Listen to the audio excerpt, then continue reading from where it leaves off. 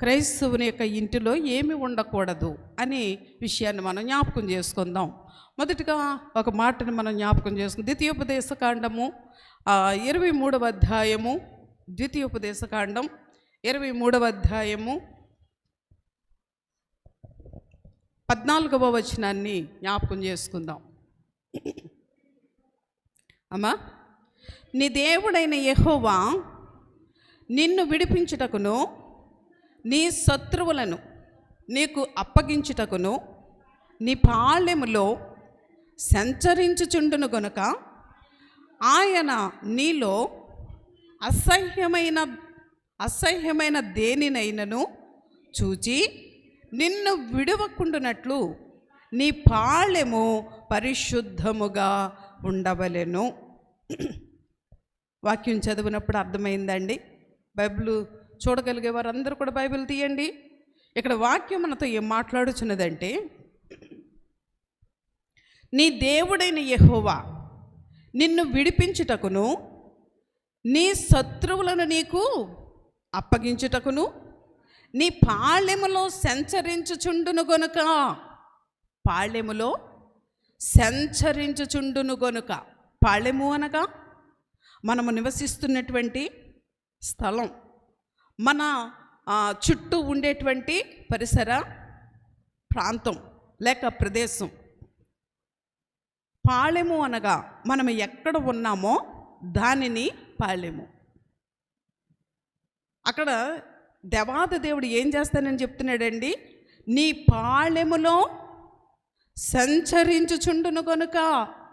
ఎవరు సంచరిస్తారంట?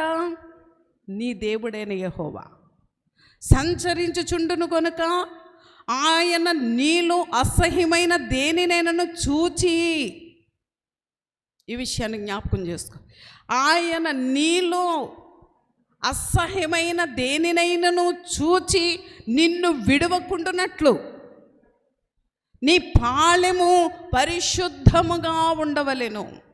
నీ పాళెము అనగా నీ ఇల్లు, నీవు నివసించేటువంటి ప్రదేశం ఎలా ఉండాలి? పరిశుద్ధముగా. అంటే ఎవరికి పరిశుద్ధంగా కనిపించాలి? ఇప్పుడు దేవునికి. దేవుడే కదా నీ పాళెంలో ఆయన ఏం చేస్తానంటున్నాడు? సంచరిస్తాడు. సంచరించడం అంటే తిరిగి చూడడం. సంచరించడం అంటే తిరిగి చూడడం అండి. అంటే ఈ వాక్యాన్ని బట్టి మనం చూస్తూ ఉంటే కనుక మనలను, మన ఇంటిని, మన పరిసర ప్రాంతాలను కూడా దేవాది దేవుడు చూస్తూ ఉన్నాడు. సంచరించి తిరిగి చూస్తూ ఉన్నాడు. ఎందుకు తిరిగి చూస్తున్నాడు అని అంటే, మనలోనిది ఏది కూడా ఆయనకు అసహ్యమైనది ఏది కూడా కనబడకూడదు, ఆయనకి ఇష్టం లేనటువంటిది కనిపించకూడదు. రెండవదిగా, మనము శత్రువులను మనకు అప్పగించడానికి, దేవుడు శత్రువుల చేతి నుండి విడిపించడానికి ఆయన మన పాళెము చుట్టూ, అనగా నీకు ఏదైనా సమస్యలు లేక నీకు ఏదైనా బాధలు, ఇబ్బందులు కలుగుతున్నప్పుడు వాటన్నిటి నుంచి నేను విడిపించాలి అని అంటే గనుక, ఆనాటి దినాలలో శత్రువులు, మనుష్యులు దాడి చేస్తూ ఉండేవారు ఇశ్రాయేలు ప్రజల మీద. ఈనాటి దినాలలో మన మీద ఏం దాడి చేస్తున్నాయి? అనారోగ్యాలు అనేటువంటి దాడి, ఇంకా ఆర్థికపరమైన ఇబ్బందులనే దాడి, ఇంకా శోధనలనే దాడి, సమస్యలనే దాడి, రకరకాలైనటువంటి దాడులు మనమే చేస్తూ ఉన్నాయి.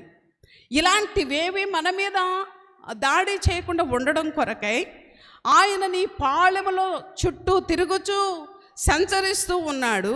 ఎందుకు అనంటే గనుక నిన్ను విడిపించడానికి. ఆయన తిరిగి చూసేసరికి నీ పరిసర ప్రాంతాలు, నివసిస్తున్నటువంటి స్థలము లేక నీ జీవితము ఆయనకి ఎలా కనిపించాలి? పరిశుద్ధముగా కనిపించాలి. స్తోత్రం కలుగునుగాక. హల్లెలూయా.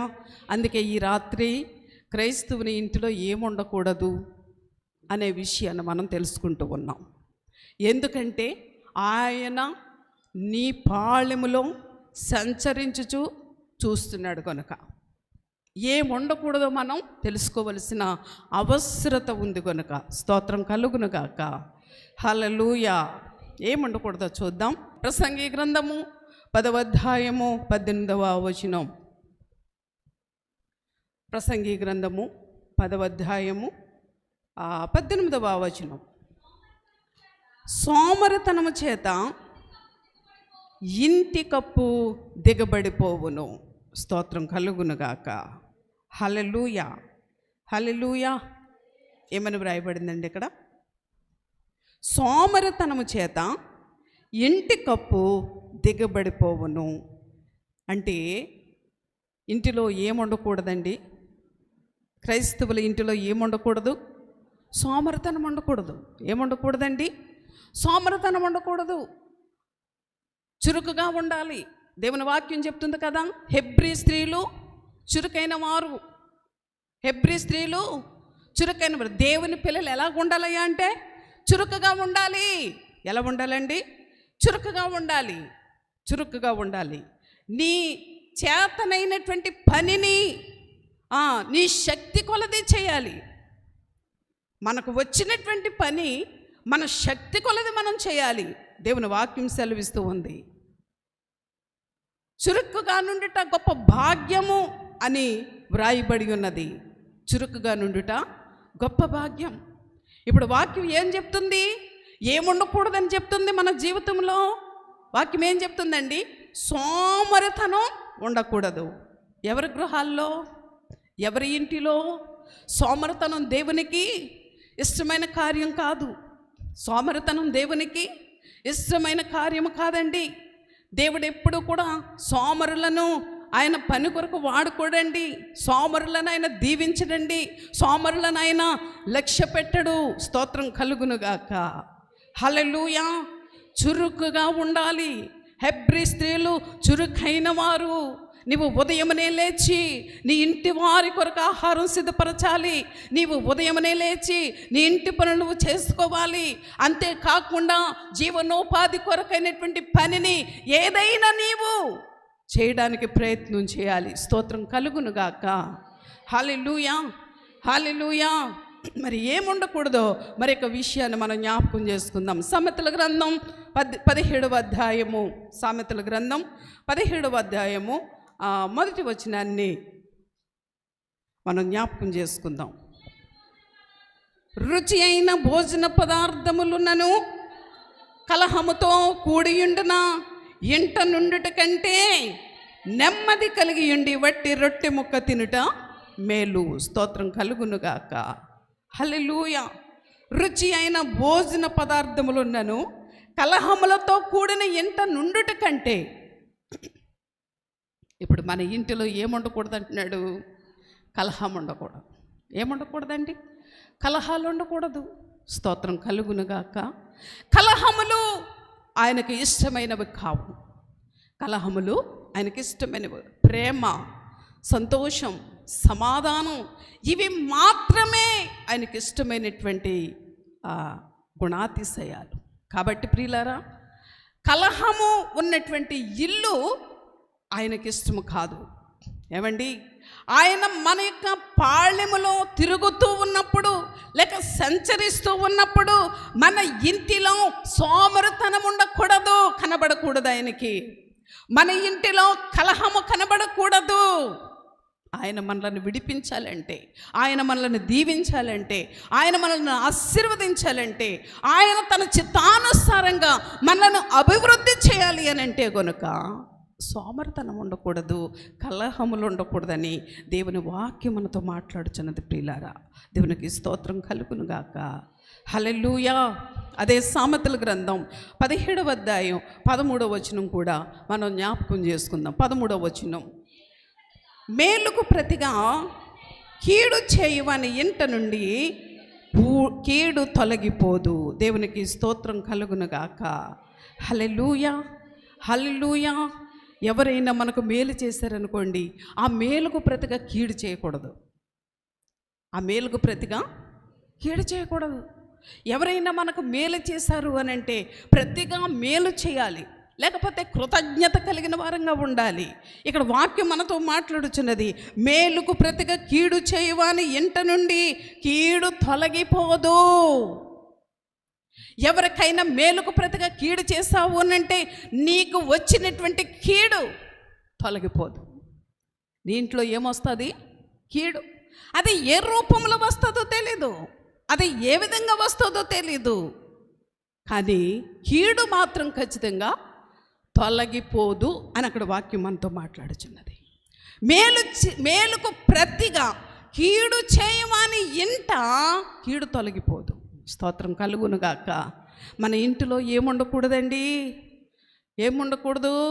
మేలుకు ప్రతి కీడు చేయకూడదు.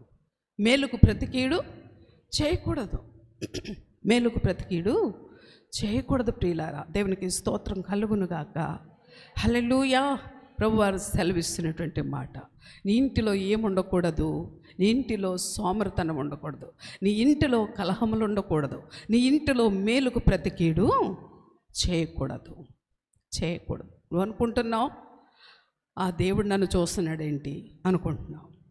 నీ జీవితాన్ని, నీ రొటీన్ జీవితాన్ని నువ్వు జీవించడానికి నువ్వు ఇష్టపడుతూ ఉంటావు. లేదు ప్రియులారా, ఆయన చూసే దేవుడు. ఎవరండి ఆయన? మన దేవుడు ఎవరు? చూచే దేవుడు. మన శుక్రవారం వాక్యం చెప్పుకున్నాం మనం. ఏం వాక్యం అది? ఏం వాక్యం అండి? నువ్వేమి చేయుచున్నావో నాకు తెలిసే ఉన్నది. మన గురించి అన్నీ తెలిసినటువంటి దేవుడు, మనల్ని చూసే దేవుడు.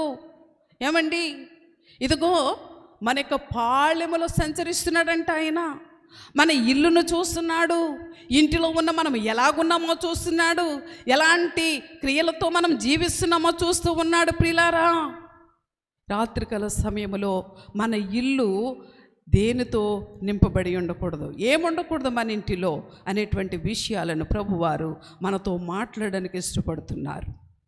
ఒకవేళ ఇలాంటివేవైనా నీ ఇంటిలో ఉంటే, ఇలాంటివేవైనా నీ హృదయంలో ఉంటే, వాటన్నిటిని తీసి పారవేసి, వాటన్నిటిని విడిపించుకుని, వాటన్నిటిని దూరం చేసుకుని, పరిశుద్ధుడైనటువంటి దేవాది దేవుని సన్నిధిలో నీవు ఆయనతో సహవాసం చేస్తే గనుక ఆయన నిన్ను ఆశీర్వదించడానికి, ఆయన నిన్ను విడిపించడానికి, శత్రువుల నుండి విడిపించడానికి ఆయన సిద్ధంగా ఉన్నాడు. స్తోత్రం కలుగునుగాక.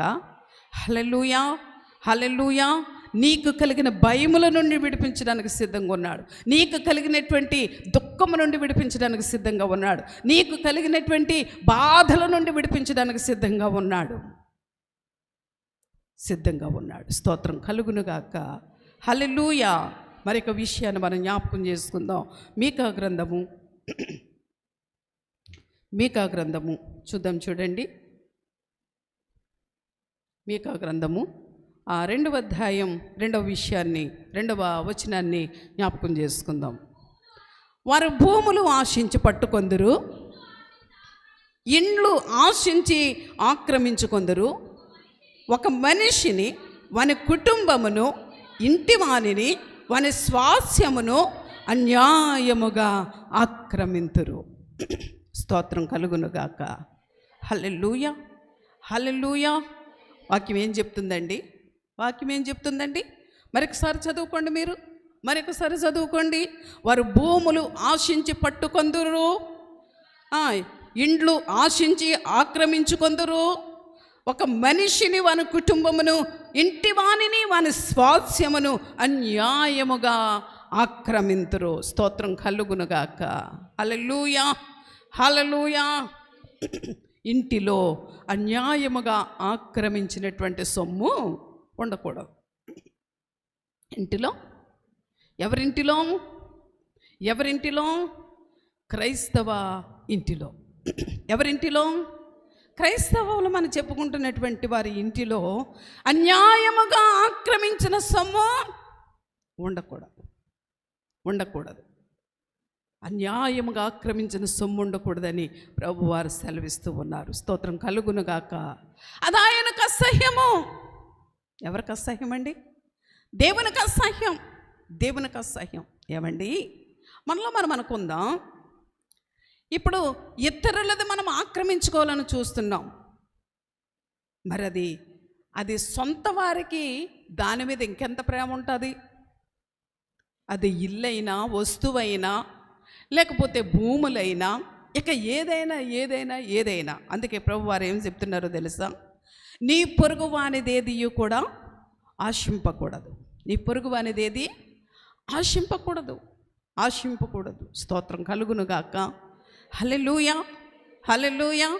నీ పొరుగు వానిదగు దేనిని ఆజ్ఞలలో ఒక ఆజ్ఞ. నీ పొరుగు వానిదేది ఆశించకూడదు. నీది కానిది నువ్వు ఆశించకూడదు. ఇక్కడ వాక్యం సెలవిస్తూ ఉన్నది. ఏం సెలవిస్తుంది అంటే, వారు భూములు ఆశించి పట్టుకొందురు, ఇండ్లు ఆశించి ఆక్రమింతురు. ఒక మనిషిని, వాని కుటుంబమును, ఇంటి వాణిని, వాని స్వాస్థ్యమును అన్యాయముగా ఆక్రమింతురు. ఇలాంటివి ఏ ఇంటిలో ఉన్నవో ఆ ఇల్లు దేవునికి ఏమవుతుంది? అసహ్యం.